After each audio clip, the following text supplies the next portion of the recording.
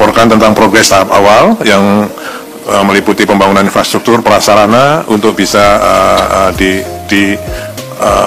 dimanfaatkan oleh ASN dan masyarakat lainnya 2025 sampai 2028 tadi.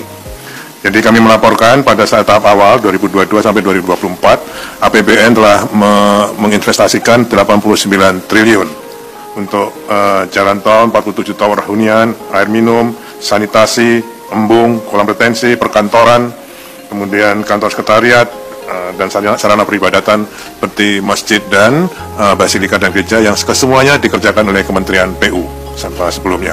Kami hanya melaporkan progresnya. Di samping itu ada juga investasi swasta yang sudah di groundbreaking sampai September yang lalu sebesar 58,41 triliun. Ini progresnya sekarang ada beberapa yang sudah jalan, ada yang sudah selesai, ada yang sedang dalam persiapan desain. Kemudian yang tahap kedua ini yang paling penting, beliau mempunyai target bahwa pada tahun 2028 sudah ditargetkan menjadi ibu kota politik.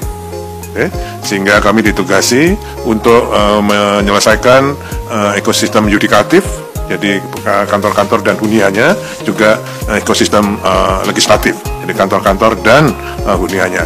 Untuk yudikatif dan legislatif, dulu sudah pernah ada desain dari Kementerian PUPR, basic desainnya, beliau minta direview lagi.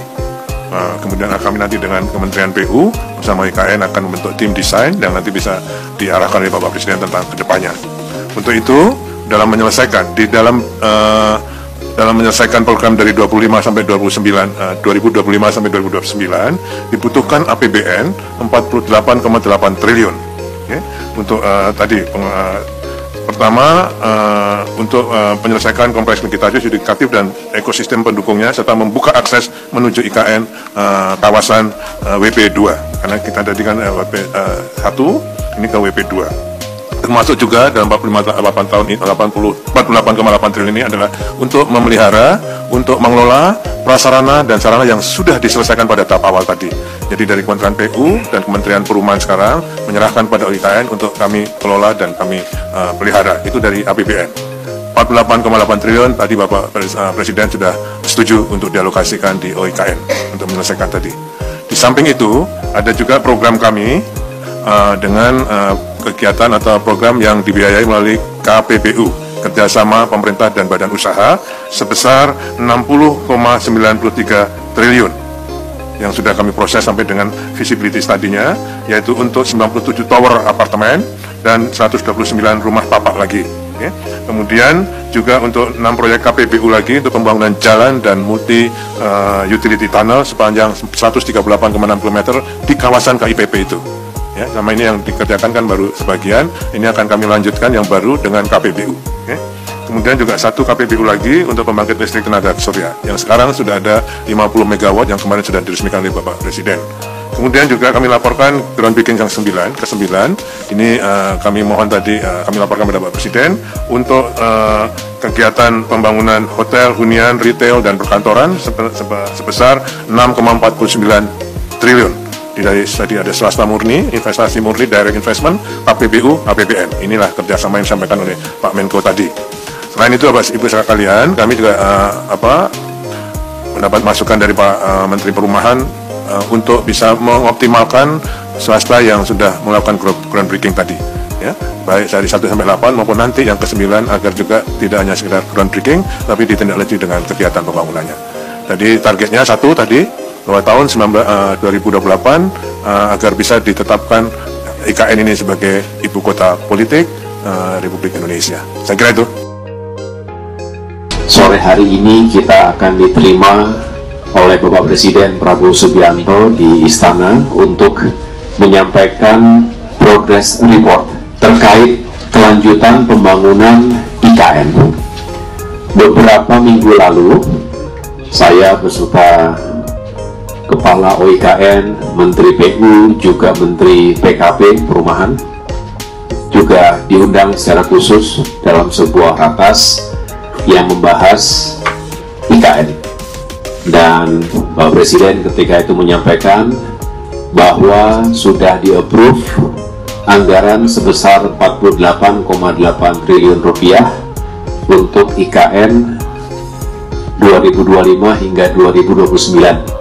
Dan tentunya sesuai dengan tahapan-tahapan yang telah direncanakan, dan khusus beliau menekankan agar segera kita lakukan revisi, penyesuaian, dan penyempurnaan terhadap desain terkait sejumlah bangunan utama, terutama terkait dengan kompleks atau fasilitas legislatif dan juga yudikatif.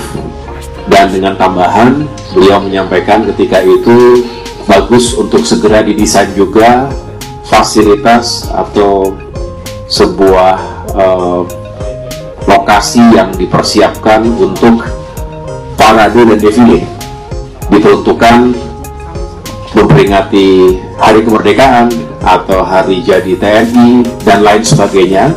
Dan beliau ketika itu mengharapkan itu bisa di lokasi dekat dengan laut, ya, dekat dengan selat, ya, itu selat antara Kalimantan dengan Sulawesi, Alki, yang diharapkan nanti bisa juga digunakan untuk sailing task armada TNI AL yang juga sering ditampilkan di hari-hari besar TNI maupun kenegaraan.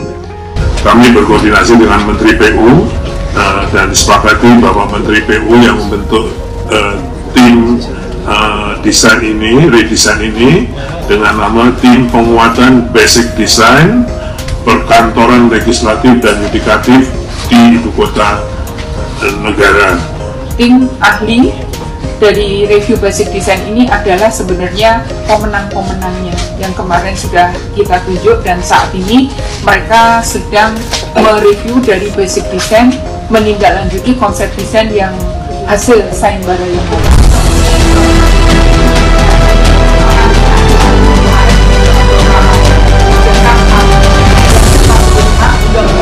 melakukan rapat koordinasi ini, dan kita persiapan menuju istana untuk menjalankan rapat terbatas bersama Presiden. Terima kasih.